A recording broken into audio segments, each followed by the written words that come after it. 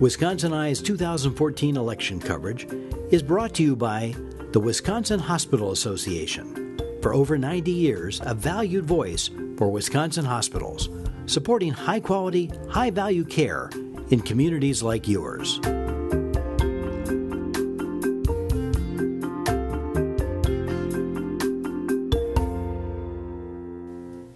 Wisconsin Eye is covering the 2014 elections in Fond du Lac. We're interviewing State Senator Glenn Grothman of Campbellsport. He's a Republican nominee in the 6th Congressional District. Glenn, welcome back to Wisconsin Eye. Always glad to be on Wisconsin Eye. I'm hoping I get elected so you can come out and interview me in Washington. Thank you, Senator. And a programming note, Wisconsin Eye appreciates the support of the Wisconsin Hospital Association, which represents more than 139 hospitals and health systems, for making these candidate interviews possible. 21 years in the legislature. What do you consider your legacy in the Capitol before we get to some of these federal issues? I think from the time I got there, I was a voice for conservatism, less government, but an independent voice who wasn't afraid to take on Republican leadership if I had to.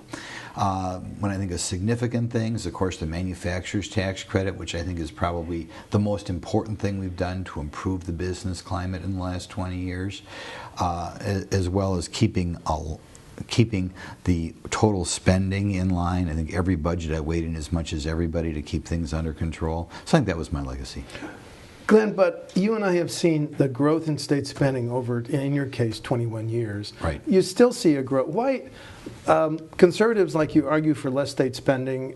All conservatives do. But why is it that in state government, GPR spending, all fund spending continues to track up, sir? I think primarily it's health care, and to a large extent the state is hostage to federal law on health care, right? The Medicaid program, that entitlement program, continues to grow, and as it grows, the state share grows. You know, we try to keep costs down on aids to cities. We've had some controls on schools. We've had some controls on universities.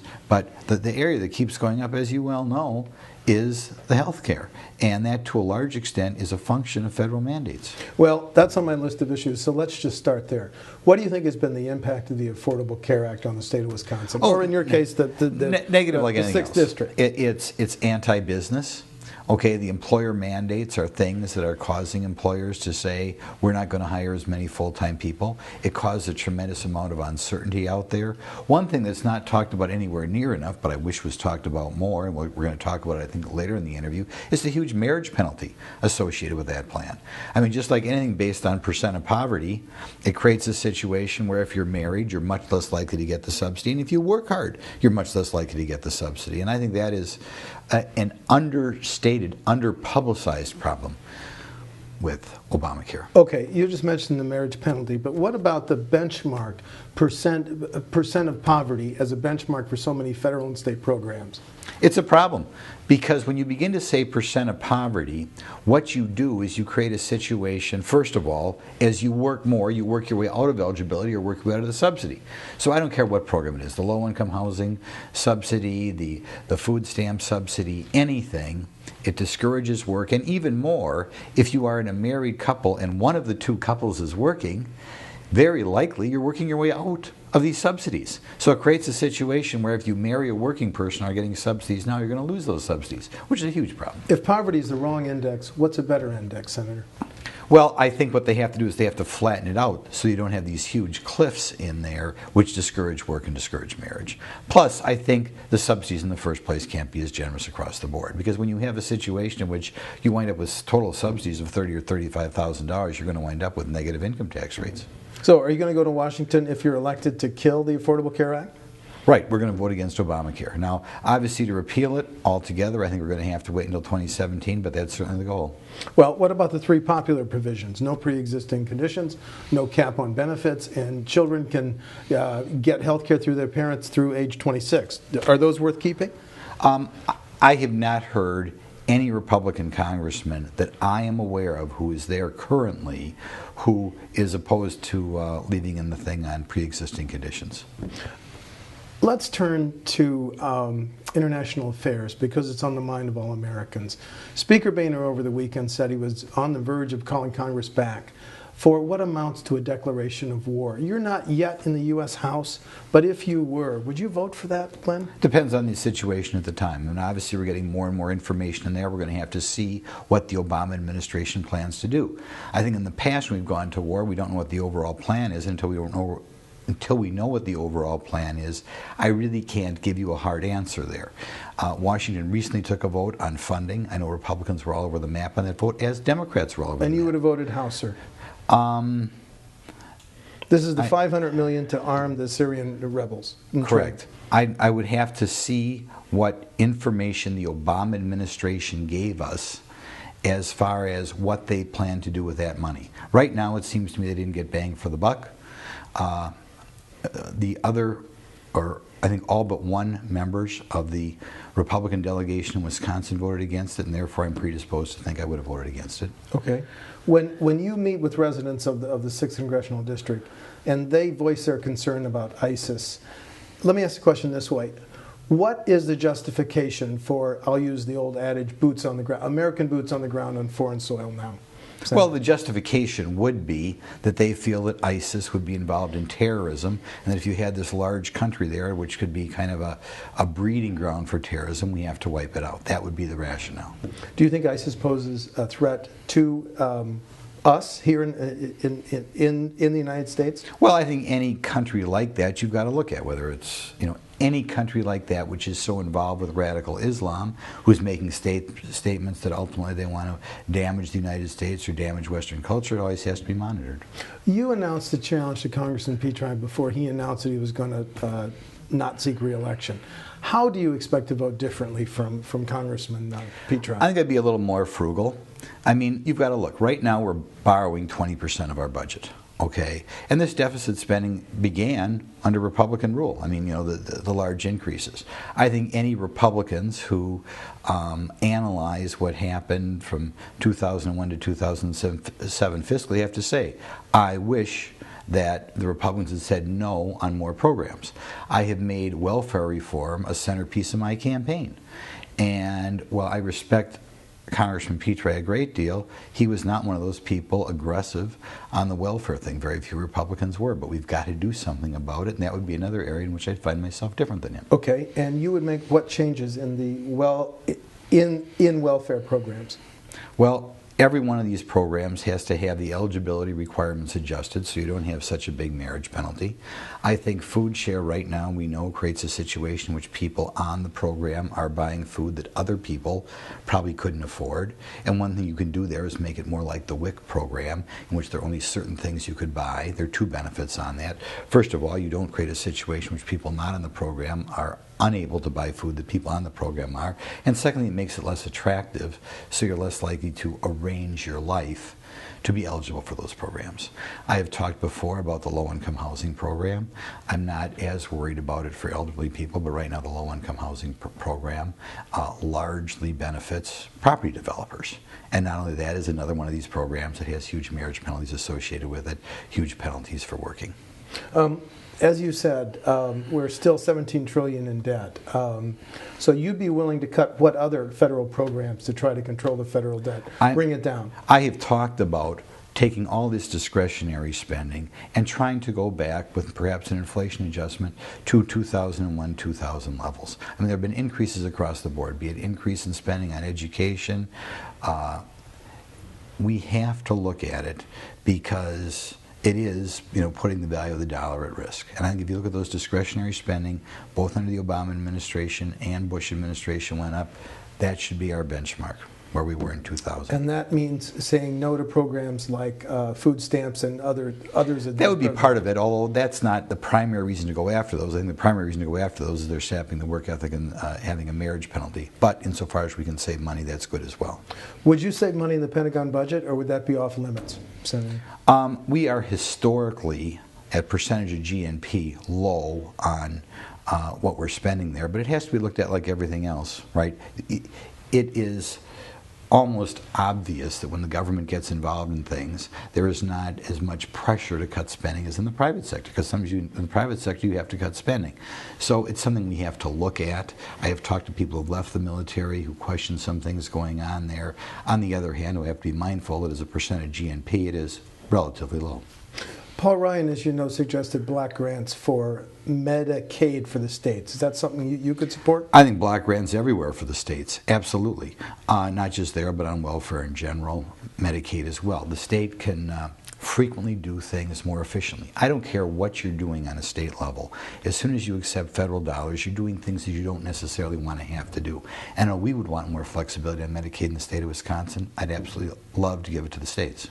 Medicare and Social Security are still on track to going broke. How would you fix those? Well, on Social Security is not anywhere near as big a problem as Medicare. Right. Social Security, I think, if in the far out years, not for the people who are going to retire in the next few years, but in the far out years, you could raise the retirement age by 1 or 2 years in the out years and have a big impact there.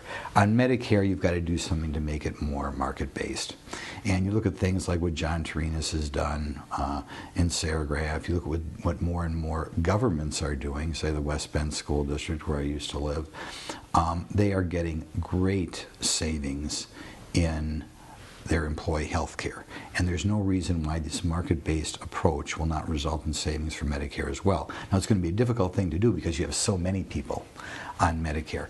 But I think you have to do something which people have more of a buy-in on what they're spending. And as soon as people have more of a buy-in, they maybe use less services, they're paying more attention to what people are charging for services, and I think you'd be surprised the dramatic cuts you get in cost. As a matter of fact, I think before Obamacare kicked in, we were really at a race in this country. And on one hand, you had people who just threw up their hands and said, we have to have government takeover of all health care, and other people were saying, hey, wait a minute, the private sector is finding ways to reduce costs. They just weren't given enough time to have enough businesses or local units of government reduce those costs. And I think had they been given the time to do it, the overall cost of health care would have fallen. You would have more employers still providing health care, and we wouldn't have been perceived to have the problem in the first place. In his CBS interview this weekend, the president again called for an increase in the federal minimum wage. Your position?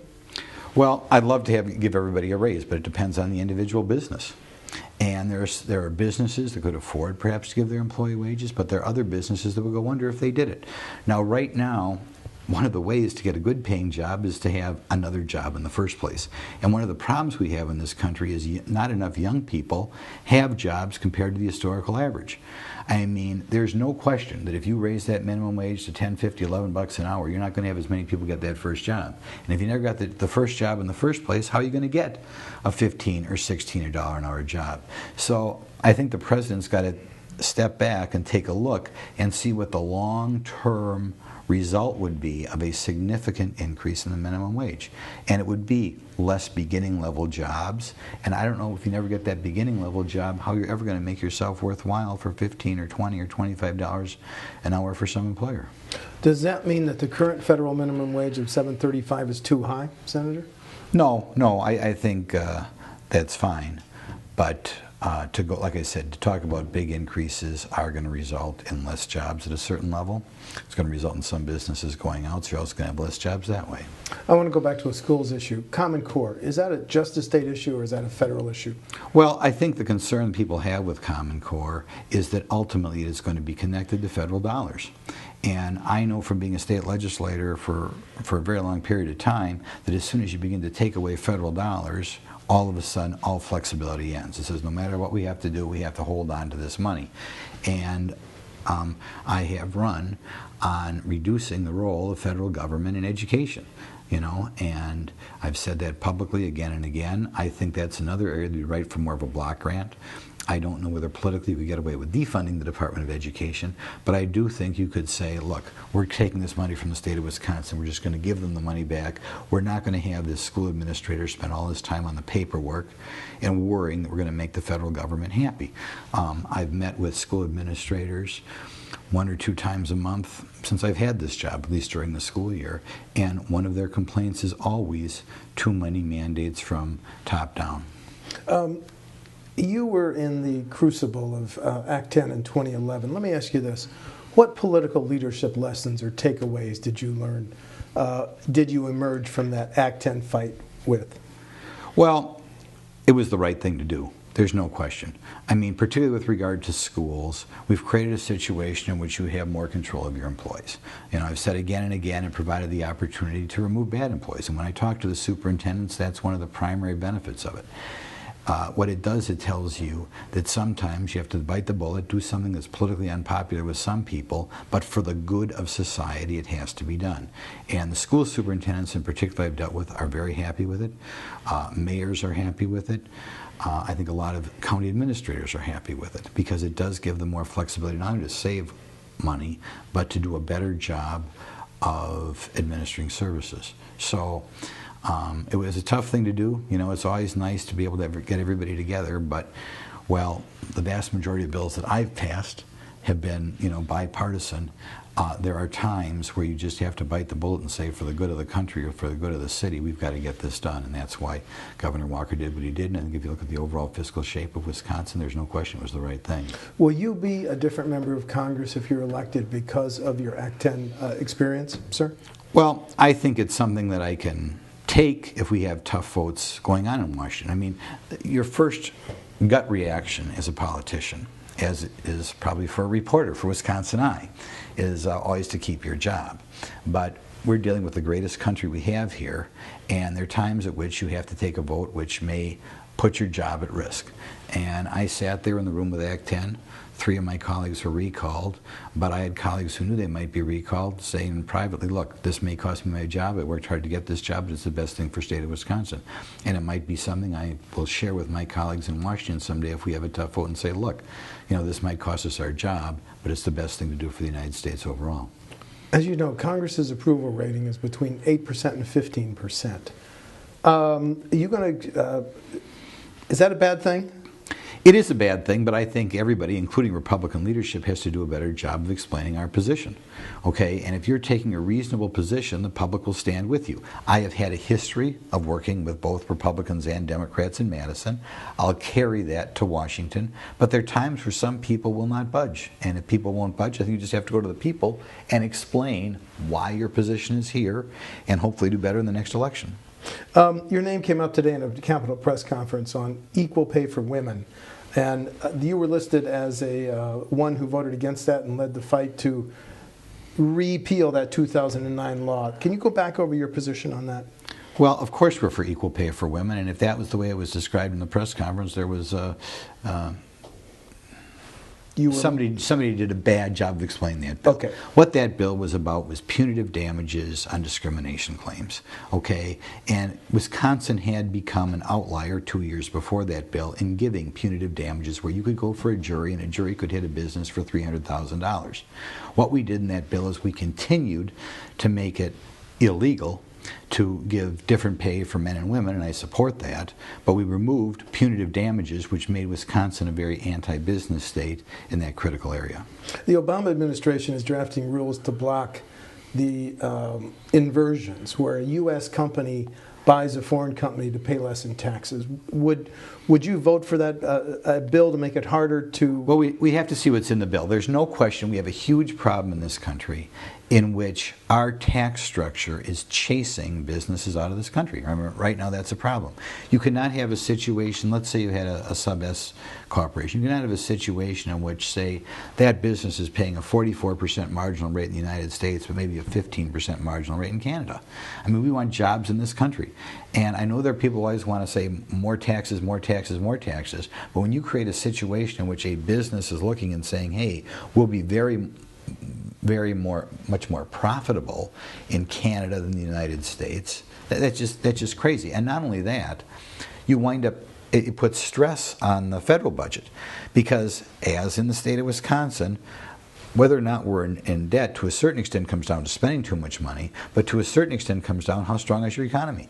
If you have a strong economy, if businesses are staying here, if businesses are expanding here, they're paying more income tax themselves, their employees are paying more income tax. If you create a situation as we do now, in which you have much higher tax rates on a business in the United States than other countries, you chase that business out, you're paying less personal income tax and paying less corporate or individual income tax by the owner. So that's something that's going to be a priority to be addressed. What should the capital gains tax be, Senator?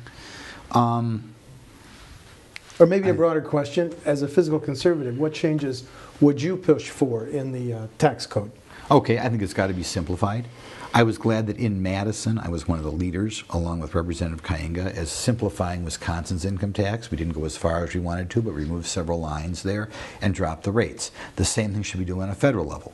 We should look at some things that would be some credits that could result in some businesses paying no tax at all. Remove those credits and drop the marginal income tax rates. So your listeners understand, marginal rates is the additional amount you pay on every additional dollar of income that you earn. If you have a situation in which if I earn another dollar, if the government's taking 35%, well, am I going to work that much harder, or am I going to try to hide my income in some fashion? So you want to reduce the marginal rates but make it simpler by removing some of the credits. And just like I was a leader in doing something like that on a state level, I'd like to do something like that on a federal level as well.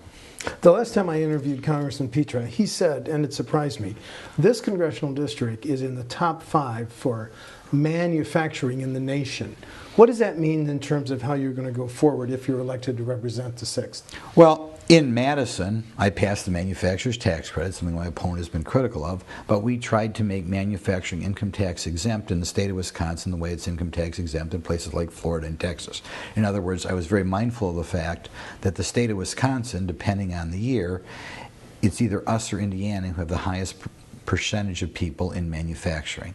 I'm going to have to carry that enthusiasm for manufacturing to Washington, because this is a big manufacturing district. And as you mentioned earlier, when we have higher marginal rates on manufacturing in other countries than this country, when corporations make decisions, am I going to expand here, am I going to contract here, it puts the United States at a disadvantage. So I will be very favorable to manufacturing. Not only that, manufacturers produce money. Right? I mean, you've got to produce something to make the United States a wealthy nation. And that's why I'm going to be as pro-manufacturing as anybody can be up there. Energy issues. Your position on the Keystone Pipeline? I'm for the Keystone Pipeline. It's disappointing that it hasn't been approved yet. I think it's possible they've dilly-dallied so long in Washington it's not ever going to be what we originally wanted it to be. But we have a potential to be such a strong source of energy in this country, and it's important, we think, we proceed there as well as other areas. The EPA, their clean air plan to cut coal emissions by 30% by 2030, your position? Well, Wisconsin's a coal-heavy state. I mean, if you went ahead with the EPA plan, again, it's just a way to push businesses out of Wisconsin, and not only that, raise the cost of energy. You know, particularly when it comes to something like energy, everybody has to pay a heat bill. You don't have a choice in the matter. So for Obama to come out and say he's looking out for the average guy, and then propose things that are going to increase the cost of your heat bill, like I said, you have two problems. It's one of those bills that you don't have a choice, you've got to pay it. So to me, you're hurting the average guy more than the wealthy guy. And secondly, it's one of those things that is a huge input on business. So it's something where you're hurting manufacturing costs here compared to other places. How major a threat is climate change, Senator? Well, I don't think it's a threat. I mean, right now, if you look, I don't think temperatures have gone up for, the last 16, 17 years. I'm old enough to remember when I was in college, was it Newsweek or Time magazine talked about global cooling. Okay, and it was the headline on their magazine. Everybody thought, oh my goodness, there's going to be global cooling in the 1970s, and they predicted in the out years we wouldn't have enough food. So I think the idea of people getting all excited because a couple of years in the 1990s happened to have hotter temperatures, just like we had some cooler temperatures in the 1970s, to go overboard and disrupt our economy, I think is premature. And I do not believe in man-made global warming. If you're elected and the issue of immigration comes up, what points are you going to make to your caucus? Well, first of all, and everybody says it but wasn't done before, you've got to close the borders. Okay, we need immigrants. There's no question we need immigrants, just like we have every other time in our country. We need immigrants on farms. We need immigrants in certain high-skilled industries. We need immigrants in the service sector. On the other hand, if you have to pick between people who are sneaking across the border or people who are vetted, why wouldn't you pick people who are vetted? There are stories right now about welfare benefits in the United States being advertised south of the border. Okay, to me, when you look at that next 500,000, million, 2 million people coming to America, I want people who have jobs lined up, people who have somebody vouching for them, people who have gone through a background check insofar as you can do it. Right now, we're not doing that. We could get people who are terrorists, but we're also getting people who may be coming here to get on the welfare system, and that's just a total disaster. And we can. This is not a partisan issue, because just as Barack Obama is not sufficiently enforcing these laws, George Bush didn't enforce them before that, but it's going to have to take Congress to stand up and say, hey, what's going on here? Our country will be sunk. For the 10 or 11 million people who are not here legally, should there be a path to citizenship? I don't believe in amnesty. I don't believe in amnesty, because what you're doing by doing that is you're setting the precedent and saying the guy who's waiting in another country, and there's some countries, Mexico is one, who at least fairly recently had to wait 10 or 14 years to get here legally. How under any circumstances, if we want people to respect their immigration laws in the future, can you say to somebody who's patiently waiting for American citizenship, sorry, you've got to keep waiting because somebody who snuck in ahead of you and broke the law is going to come in first? I mean, it's just like any other law. How can you put somebody who's breaking the law ahead of somebody who wants to obey the law? And I'll tell you, we're going to have no shortage of people who want to obey the law, who want to come in this country. What about the 57,000 children who crossed the Mexican border over in the last? No, that was just a desire to undermine immigration laws. I think they should be returned to their parents. They should all be returned. Right. Okay. Let's see. Okay, we talked about. I'm going through my list here. I know. Sorry for the delay. So many changes on campaign finance. We had Citizens United. We had the McCutcheon ruling. Those in Washington who say we should have a constitutional amendment to overturn Citizens United, your response? No. I mean, Citizens United comes down to the First Amendment. It comes down to, so much today is done through corporations. Okay, I mean, what people want a constitutional amendment to do is, in essence, say that corporations don't have the right of free speech. In other words, we're going to restrict what type of advertisement a corporation could take out. I mean, think about that. We really have a problem with the First Amendment? I do think one thing you could do is open up, that frustrates me, is open up the type of contributions that can go to individual candidates, because if you do that, there's more transparency there for who's giving people money, and that's a problem we have right now, because we do have a First Amendment. Disproportionately, campaign contributions are going through these third-party groups. It would be nice if we had a situation in which the contributions went directly to the politician's campaign. First of all, you'd know who was giving the politician money, and secondly, the politician would be deciding what are the ads that are running on his or her behalf, rather than some third-party group. But that is the fault, to me, of the people who push the laws. Because of what you just said, are you asking third-party groups to not get involved in your election? Well, I guess if my opponent has them, I'd want them to get involved as well. I mean, we live in an era today, and I have had third-party groups a little bit involved in my last hotly contested campaign for state senate, but obviously in these races you can't wind up in a situation in which one side is spending $1 million and nobody's spending on your behalf. So that's a problem that you have to deal with. What I am saying is it would be nice if the laws changed where more and more of these contributions went through the individual's campaign, so that A, the public understood who was getting them, and B, so the candidate themselves had some control what is being said. Because of what we know about the NSA practices, because of the Snowden disclosures, do you think the NSA broke the law?